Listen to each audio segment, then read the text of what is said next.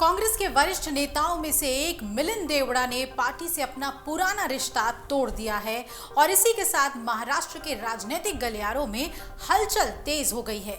इसी बीच ये खबरें भी आ रही हैं कि कांग्रेस का हाथ छोड़कर मिलिंद देवड़ा मुख्यमंत्री एकनाथ शिंदे की शिवसेना ज्वाइन करने वाले हैं। हालांकि इसे लेकर जब मुख्यमंत्री एकनाथ शिंदे से पूछा गया तो उन्होंने हैरान करने वाला जवाब दे दिया। महाराष्ट्र के मुख्यमंत्री ने कहा कि उन्हें इस बात की जानकारी ही नहीं है कि मिलिंद देवड़ा शिवसेना यानी उनकी पार्टी में शामिल होने वाले हैं।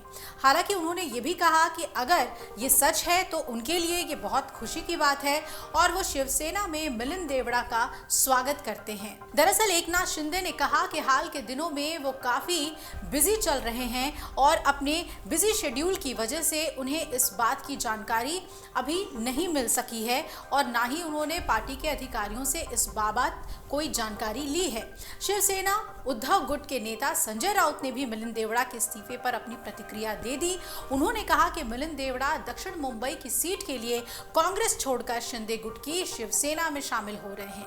अब इसकी क्या जरूरत है? ये सीट शिवसेना उद्धव गुट की है और यहाँ 2 बार से हमारे सांसद अरविंद सावंत जीत दर्ज कर रहे हैं। वहीं संजय राउत ने यह भी दावा कर दिया कि दक्षिण मुंबई सीट उद्धव गुट की ही रहेगी। और इतना ही नहीं, मुंबई कांग्रेस अध्यक्ष वर्षा गायकवाड़ ने मिलिंद देवड़ा के इस्तीफे पर निराशा जाहिर की। उन्होंने कहा कि देवड़ा ने उस दिन पार्टी छोड़ने का फैसला लिया जब राहुल गांधी की न्याय यात्रा शुरू होने जा रही है। उनको अपने फैसले पर एक बार फिर से विचार करना चाहिए। मिलिंद देवड़ा कांग्रेस छोड़कर एकनाथ शिंदे की शिवसेना में शामिल होंगे।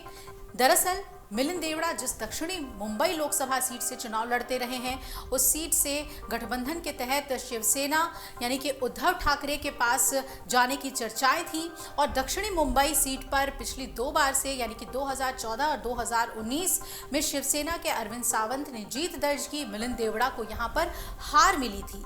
ऐसे में चर्चाएं हैं कि शिवसेना इस बार भी दक्षिण मुंबई सीट पर अपनी दावेदारी ही रखेगी। चूंकि कांग्रेस का महाराष्ट्र में शिवसेना उद्धव और एनसीपी के साथ गठबंधन हो गया है और INDIA गठबंधन के तहत इन सीटों पर चर्चा भी हो रही है। सीट शेयरिंग पर चर्चाएं चल रही हैं। तो ऐसे में गठबंधन के तहत मिलिंद देवड़ा को दक्षिण मुंबई सीट छोड़नी पड़ सकती थी। अब ऐसे में माना जा रहा है कि मिलिंद देवड़ा एकनाथ शिंदे की शिवसेना में शामिल होकर दक्षिण मुंबई सीट से एक बार फिर चुनाव मैदान में उतर सकते हैं। लेकिन एकनाथ शिंदे का ये कहना कि उन्हें तो इस बाबत जानकारी ही नहीं, ये जरूर चौंकाने वाला है। कांग्रेस के इस्तीफे के बाद मिलिंद देवड़ा ने अपने बयान में कहा था कि वो विकास के रास्ते पर चल रहे हैं।